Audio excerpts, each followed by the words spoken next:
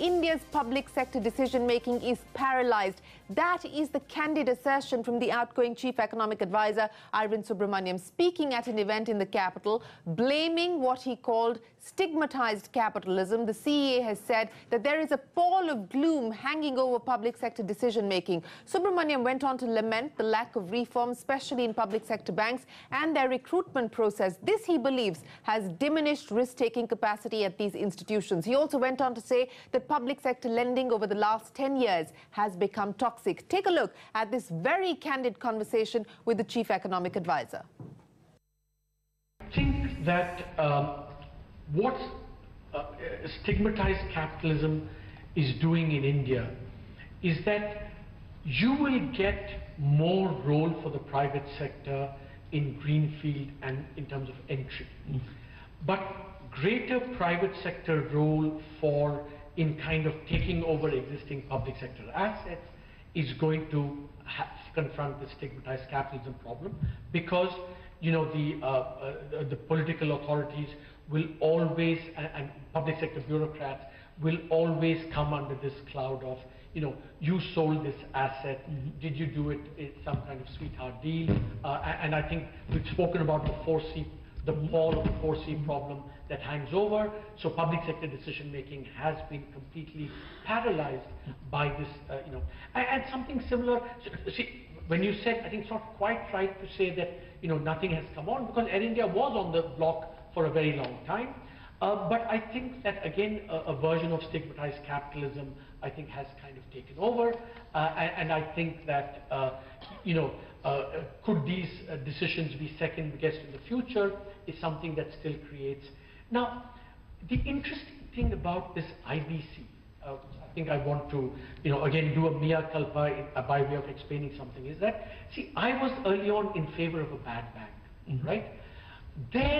But then the IBC happened, and I've come to realize and accept and acknowledge that the IBC was the more realistic way forward because of stigmatized capitalism, and in the following sense, that when a bad bank would have given the lead role to the executive and the political process, and they've been in the front line in terms of these negotiating haircuts.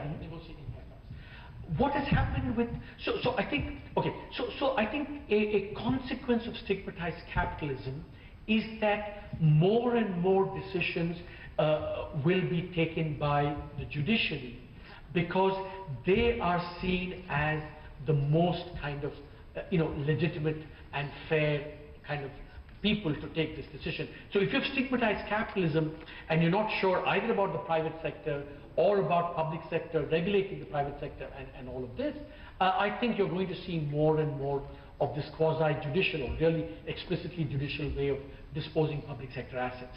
We have to have more private sector participation, but I think for three new reasons. The old reason is, you know, politicians interfere with resources. That's still true, but that also happens to private banks in India. So I think we have to be thinking. But I think there are three new reasons why I think we should have more private sector ownership. One, I think this whole 4C problem, the pall hanging over good decision making, I think you get out of the public sector, you have that one. Second, I think that this is kind of the new point, which is that the public sector is just enormously handicapped in terms of their ability to recruit, you know, to the tenure, all the management. So public sector banks really don't have very good risk assessment capability. I mean, and to be fair to them, it's not because they are bad or inefficient. They just can't. So I don't know whether I mentioned this last time. If I'm repeating myself, forgive me. That, you know, in my first year here, Raghu invited me. He was, you know, governor. He invited me to come and give the convocation at NIBM. Now, NIBM is an institute, training institute for bankers, run by the RBI. So, you know, after the convocation, Raghu and I were chatting, and Raghu said the irony is we pour resources into this. No public sector bank can come and recruit at NIBM, because public sector banks can only recruit through the bank exam process. So this is kind of a ridiculous situation that we're in, that, you know, we put in public money and we can't do this.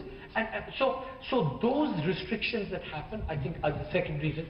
The third reason, which again is that we have found in the last 10 years with this, that public sector lending to private sector lending is so toxic.